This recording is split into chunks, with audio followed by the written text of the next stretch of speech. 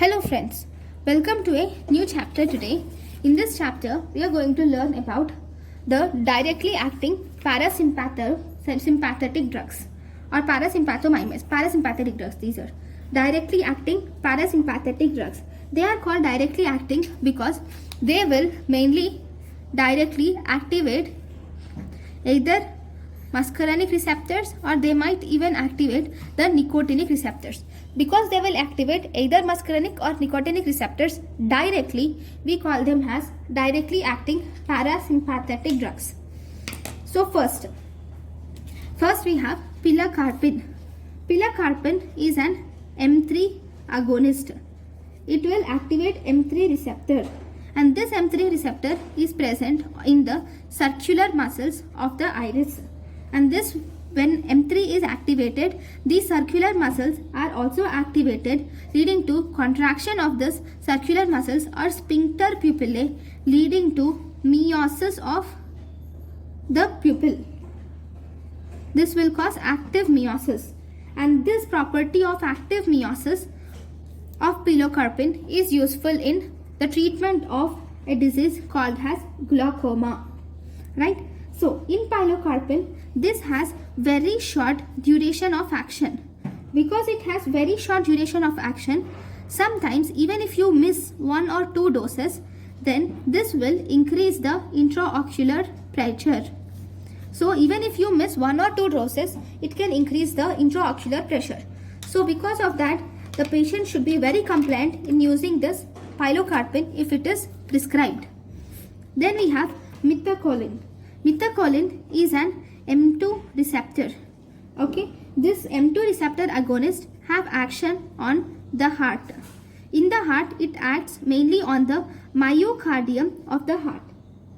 Okay, and this, whenever this M2 receptor is activated, normally M2 receptor will act on SA node, AV node, and also atria and ventricular musculature.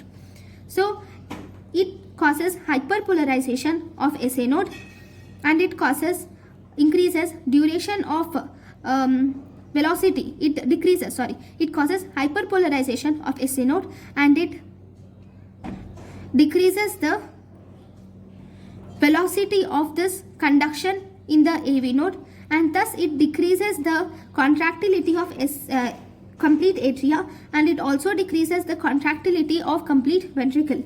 Because of decreased contractility of atria and ventricle, this will decrease the heart rate.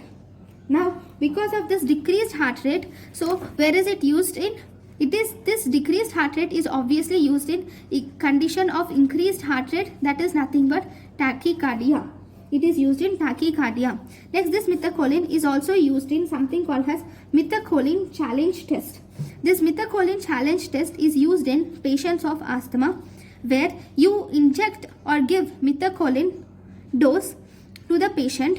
Normally, methacholine causes bronchoconstriction. So, when you give methacholine to the patient develops dyspnea because of increased bronchoconstriction in a patient with asthma due to hypersensitivity of airways. So this is about the methacholine. Then the next drug which is used here is about carbachol.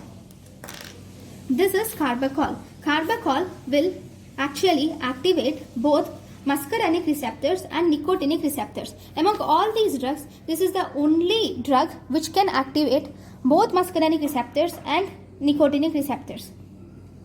It can also be used in the treatment of glaucoma. Then the next drug which is important is about bithanacol. This bithanacol will act on bladder. On the bladder, we have M3 receptors. So this B for bladder. So it will act on bladder, and it will cause contraction of the detrusor muscle which is present, and this will cause relaxation of the trigone. So when there is contraction of detrusor muscle and relaxation of trigone, this will lead to opening of the sphincter and voiding of urine. So it is used. Where do you use it? It is used in the wherever we need voiding of urine, right? So it is used in neurogenic bladder, post-op bladder atony. Whenever there is post-operative bladder atony, conditions of urinary retention, or in salivary gland malformation, you can use this Bitanacol.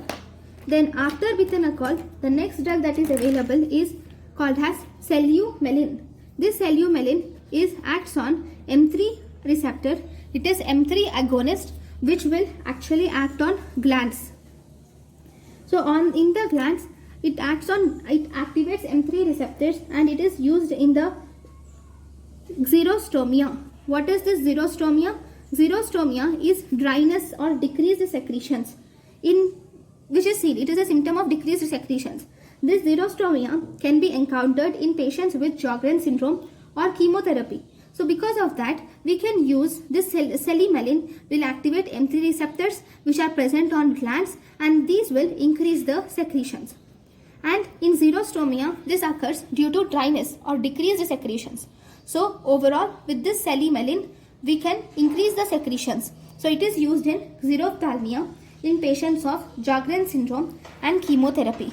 Sjogren's syndrome is an autoimmune disorder where we have antibodies against the salivary glands, thus resulting in destruction of some substances of salivary gland substance, and thus resulting in xerostomia.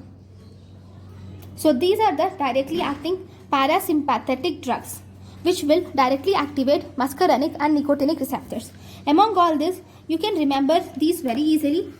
Pilocarpine acts on eye, methacholine, M for myocardium, carbachol, C, we have both muscarinic and nicotinic, B for bladder, so Bitanacol has bladder symptoms, Cellumelin has xerostomia, C and X have almost a similar way.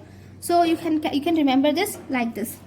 So this is about directly acting parasympathetic drugs. Thank you guys for watching my lecture. Thank you.